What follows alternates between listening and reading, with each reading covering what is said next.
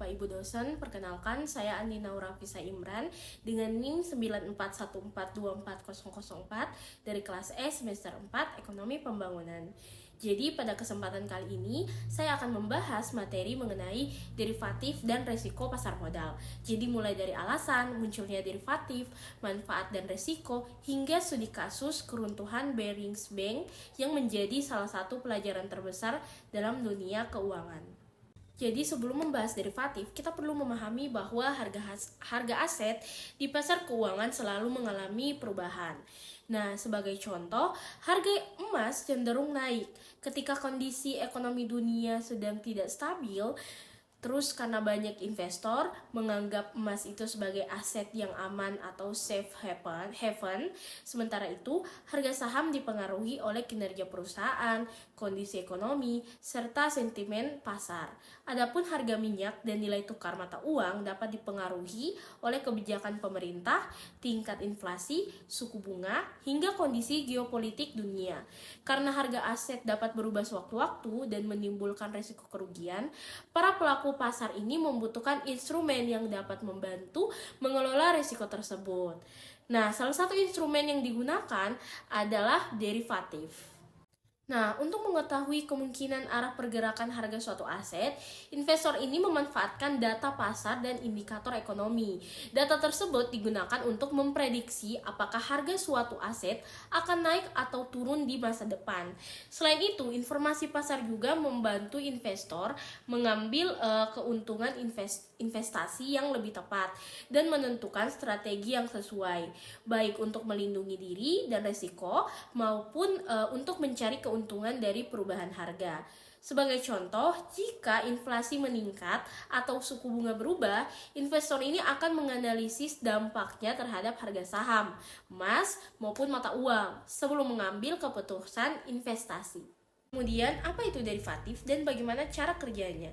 Jadi, derivatif ini adalah kontrak keuangan yang nilainya berasal dari aset dasar atau underlying asset, seperti saham, obligasi, komoditas, maupun indeks pasar. Nah, derivatif ini memiliki 3 fungsi utama. Pertama, hedging atau lindungi nilai, yaitu mengunci harga untuk melindungi diri dari resiko kerugian akibat perubahan harga di masa depan. Kedua, spekulasi, yaitu aktivitas mencari keuntungan dari perubahan harga aset dengan mengambil resiko yang lebih besar. Ketiga, arbitrage, yaitu memanfaatkan perbedaan harga suatu aset di dua pasar yang berbeda untuk memperoleh keuntungan.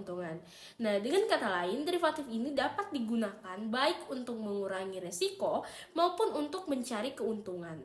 Selanjutnya, derivatif ini sering disebut sebagai pedang bermata dua karena memiliki manfaat sekaligus resiko. Nah, dari sisi manfaat, derivatif ini dapat membantu melindungi nilai aset dari fluktuasi harga, meningkatkan efisiensi pasar keuangan, dan memberikan fleksibilitas dalam menyusun strategi investasi. Namun, derivatif ini juga memiliki resiko yang perlu diperhatikan. Salah satunya adalah penggunaan leverage yang tinggi, yang dapat memperbesar keuntungan tetapi juga memperoleh kerugian. Selain itu, instrumen derivatif ini cukup kompleks, sehingga memerlukan pemahaman yang baik tanpa pengawasan yang memadai. Derivatif juga dapat disalahgunakan untuk melakukan manipulasi atau kecurangan. Karena itu, penggunaan derivatif ini harus dilakukan secara hati-hati dan bertanggung jawab. Selanjutnya kita akan membahas mengenai studi kasus dari pasar derivatif ini, yaitu keruntuhan Barings Bank. Jadi untuk memahami risiko derivatif secara nyata, kita dapat melihat kasus keruntuhan Barings Bank. Barings Bank ini merupakan bank untuk investasi tertua di Inggris yang telah berdiri sejak tahun 1762.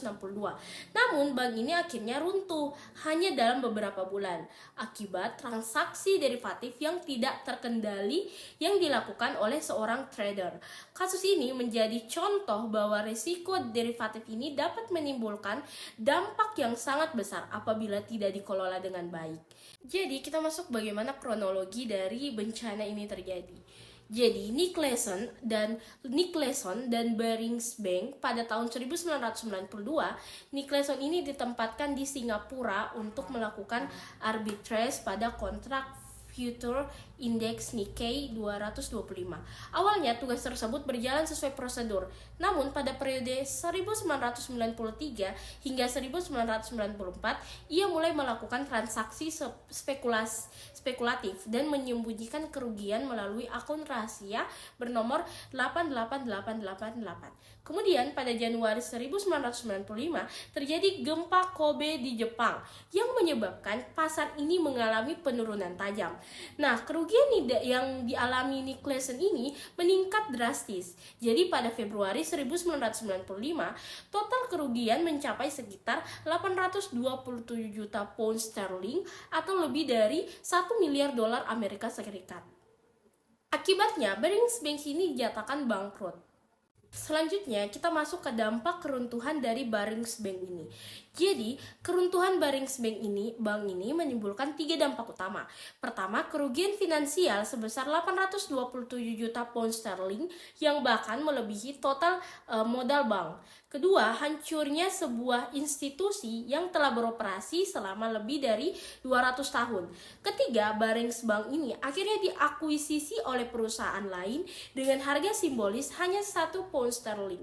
Kasus ini mengguncang kepercayaan investor global dan mendorong reformasi besar dalam sistem pengawasan perbankan internasional. Di slide selanjutnya kita akan mengetahui apa penyebab utama terjadinya keruntuhan tersebut.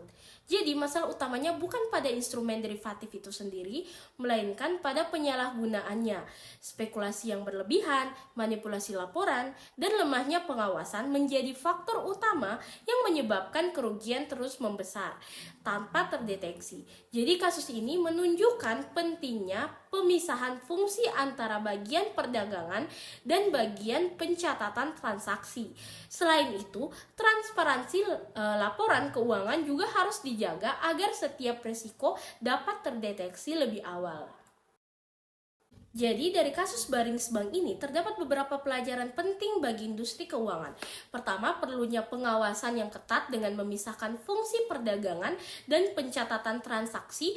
Kedua, pentingnya manajemen risiko yang baik melalui penetapan batas exposure yang jelas. Ketiga, audit yang transparan dan independen harus dilakukan secara berkala.